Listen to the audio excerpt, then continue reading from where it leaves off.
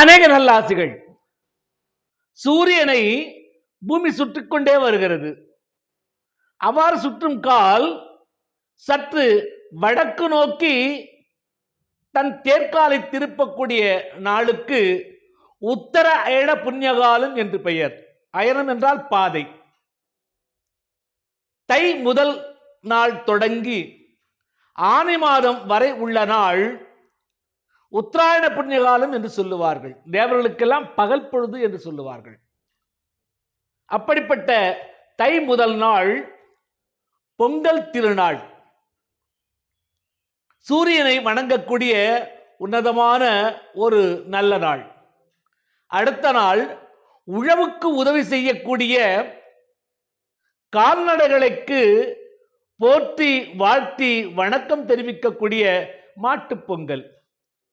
அதனைத் தொடர்ந்து வரக்கூடிய மூன்றாம் நாள் பெரியவர்களை கண்டு அவர்களுடைய அருள் ஆசியை பெறக்கூடிய நாளே காணும் பொங்கல் என்று அழைக்கப்படுகிறது.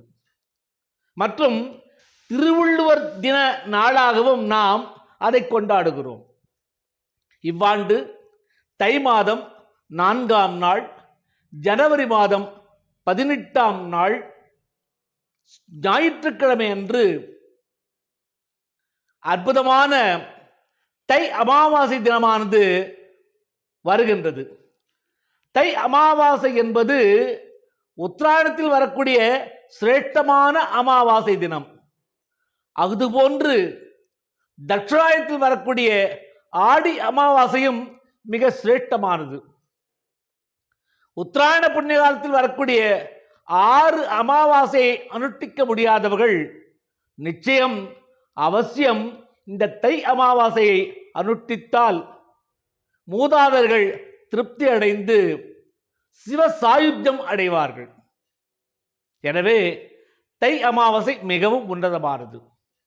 இந்த அமாவாசை தினத்தன்று நீத்தார் கடமை செய்வதோடு மட்டுமல்லாமல் நம்முடைய தொழிலை விடுத்து நம்முடைய வழிபடு தெய்வமாக குலதெய்வமாக விளங்கக்கூடிய அம்பாளை நாம் முழுமையாக வணங்கி நம்முடைய விரதத்தை செய்தோவேயானால் நம் வாழ்க்கை செம்மையடையும்.